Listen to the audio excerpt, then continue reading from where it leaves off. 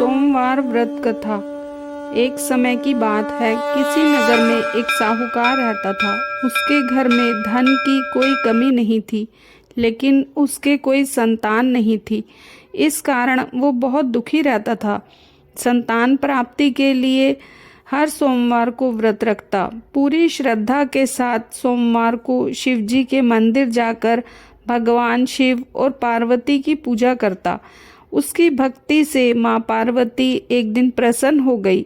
उन्होंने भगवान शिव से उस साहूकार की मनोकामना पूरी करने का आग्रह किया। इस पर भगवान ने कहा कि हे पार्वती, इस संसार में हर प्राणी को उसके कर्मों का फल अवश्य मिलता है। जिसके भाग्य में जो लिखा हो वो उसे भोगना ही पड़ता है।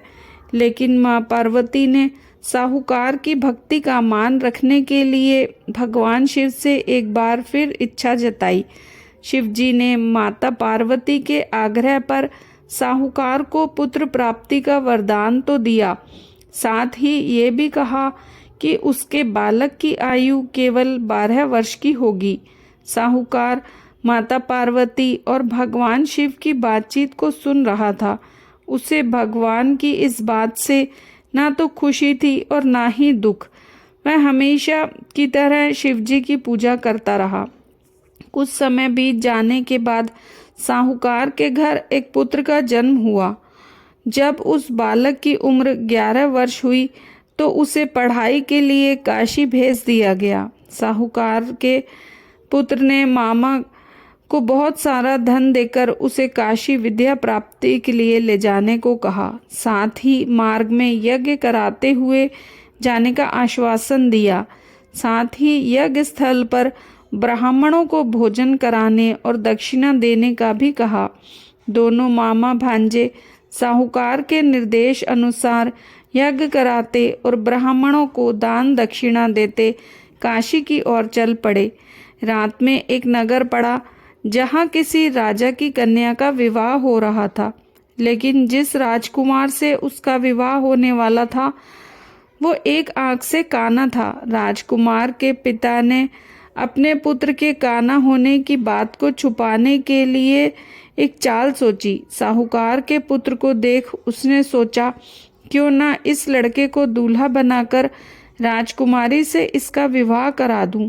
विवाह के बाद इसको धन देकर विदा कर दूंगा, फिर राजकुमारी को अपने नगर ले जाऊंगा। इसी तरह वह साहूकार के लड़के को दूल्हे के वस्त्र पहनाकर राजकुमारी से विवाह करा दिया।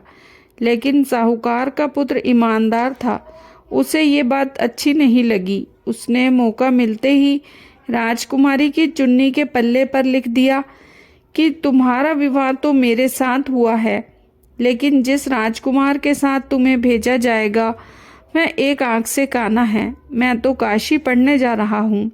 जब राजकुमारी ने चुन्नी पर लिखी बातें पढ़ी तो उसने अपने माता पिता को ये बात बताई। फिर राजा ने अपनी पुत्री को विदा नहीं किया। बारात को वापस लौटा दिया गया। दूसरी ओर मामा के साथ साहूकार का पुत्र काशी पहुंचा। वहां जाकर उन्होंने यज्ञ किया। जब लड़के की आयु 12 साल की हुई उसी दिन यज्ञ रखा गया। लड़के ने इस दौरान अपने मामा से कहा कि मेरी तबीयत कुछ ठीक नहीं लग रही है। मामा ने उसे अंदर जाकर सो जाने को कहा। शिवजी के वरदान के अनुसार कुछ ही देर में उस बालक के प्राण निकल गए। भांजे को मृत देख उसके मामा ने विलाप शुरू कर दिया। संयोगवश उसी समय शिवजी और माता पार्वती उधर से गुजर रहे थे।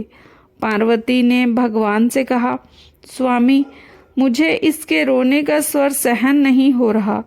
कृपया कर आप इस व्यक्ति के कष्ट को दूर करें। जब शिवजी उस मृत बालक के समीप गए तो बोले कि ये उसी साहूकार का पुत्र है जिसे मैंने 12 वर्ष की आयु का वरदान दिया था। अब इसकी आयु पूरी हो चुकी है।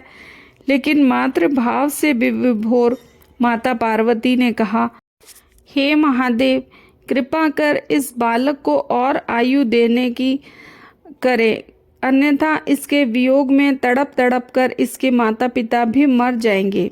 माँ पार्वती के इतने आग्रह पर